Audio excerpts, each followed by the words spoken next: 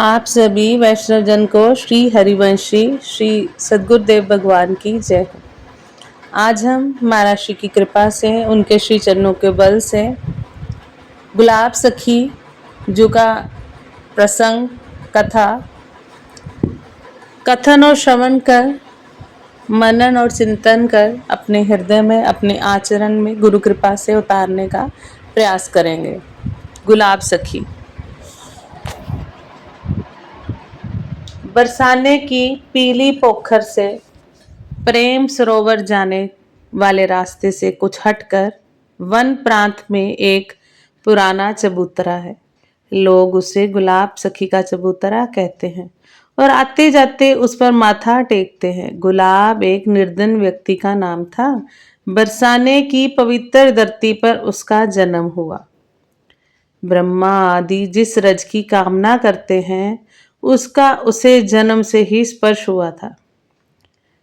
पढ़ा लिखा तो कुछ था नहीं, पर सारंगी अच्छी बजा लेता था। श्री राधा रानी के मंदिर में, श्री राधा रानी के मंदिर के प्रांगण में जब भी पदगान हुआ करता था उसमें वह सारंगी बजाया करता था। यही उसकी आजीविका थी। मंदिर से जो प्रसाद और दान दक्षिणा प्राप्त होती उससे वो अपना जीवन का निर्वाह करता था। उसकी एक छोटी लड़की थी। जब गुलाब मंदिर में सारंगी बजाता तो लड़की नृत्य करती थी। उस लड़की के नृत्य में एक ऐसा आकर्षण था, एक प्रकार का ऐसा खिंचाव था कि उसका नृत्य देखने के लिए लोग स्तंभ की भांति खड़े हो जाते। गुलाब अपनी बेटी से बहुत प्यार करता था। उसने बड़े प्रेम से उसका नाम रखा था राधा। वह दिन आते देर न लगी जब लोग उससे कहने लग गए, गुलाब तेरी लड़की बड़ी हो गई है, अब उसका विवाह कर दो। राधा केवल गुलाब की बेटी ना थी, वह पूरे बरसाने की बेटी थी। सभी उससे प्यार करते और उसके प्रति भरपूर स्नेह रखते। जब भी कोई गुलाब से उसकी शादी करवाने को कहता तो वह उसका एक ही उत्तर होता, शादी करूं कैसे? शादी के लिए तो धन चाहिए ना, पैसा चाहिए ना। एक दिन श्री जी के मंदिर के कुछ गोस्वामियों ने कहा, गुलाब तू पैसों की चिंता क्यों करता है? उसकी व्यवस्था श्री जी कर देंगी। तू लड़का तो देख। जल्दी ही अच्छा लड़का मिल गया। श्री जी ने कृपा करी। पूरे बरसाने ने गुलाब को उसकी बेटी के विवाह में सहायता करी।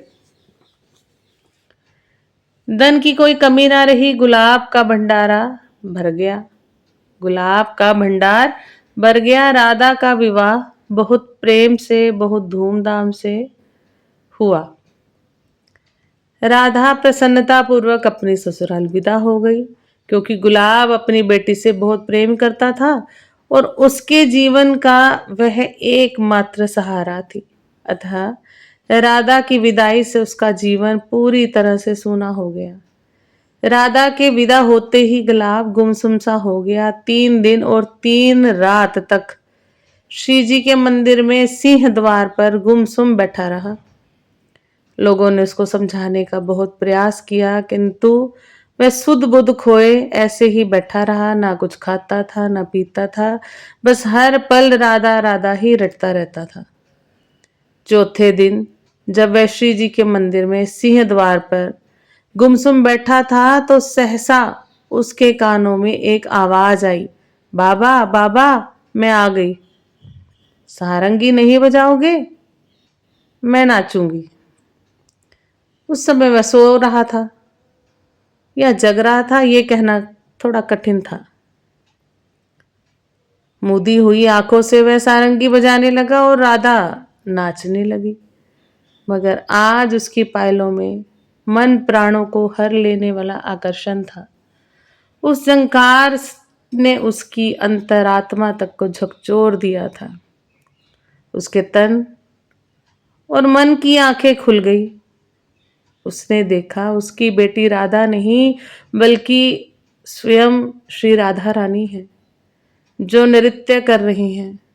सजल और विस्फारित नेत्रों से बोला, बेटी, ओ बेटी। और जैसे ही कुछ कहने की चेष्टा करते हुए, स्नेह से कामते हुए, डगमगाते हुए वह उनकी ओर अग्रसर हुआ तो राधा रानी मंदिर की ओर भागी। गुलाब उनके पीछे पीछे भागा। इस घटना के पश्चात गुलाब को कभी फिर किसी ने नहीं देखा। उसके अदृश्य होने की बात एक पहेली बनकर रह गई। कई दिनों तक जब गुलाब का कोई पता नहीं चला तो सभी ने उसको मृत मान लिया। सभी लोग बहुत दुखी हुए थे कि गुसाइयों ने उसकी स्मृति में एक चबूतरे का निर्माण करवाया।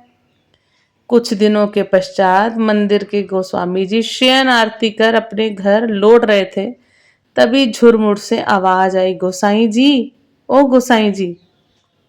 गोसाई जी ने पूछा, कौन?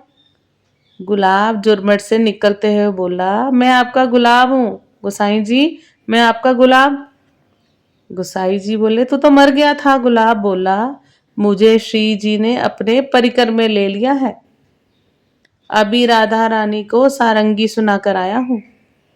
देखिए, राधा रानी ने प्रसाद के रूप में मुझे पान की बीड़ी दी है। गोस्वामी जी उसके हाथ में पान की बीड़ी देखकर चकित रह गए, क्योंकि ये वही बीड़ी थी जो वे राधा रानी के लिए अभी अभी भोग में रखकर आ गए थे। ये वही बीड़ी थी जो वह राधा रानी के लिए भोग में अभी अभी रखकर आ रहे थे। गोसाई जी ने पूछा, तो तू अब रहता कहाँ है? उसने जो चबूतरा था ना, उस चबूतरे की तरफ इशारा किया। उसने उस चबूतरे की तरफ इशारा किया जो वहां के गोसाइयों ने उसकी स्मृति में बनवाया था। तभी से वह चबूतरा गुलाब सखी का चबूतरा के नाम से प्रसिद्ध हो गया और लोगों की श्रद्धा का केंद्र बन गया। आप सभी वैष्णवजन को श्री हरिवंशी श्री सद्गुरुदेव भगवान की जय हो। जय जय श्री राधे श्याम।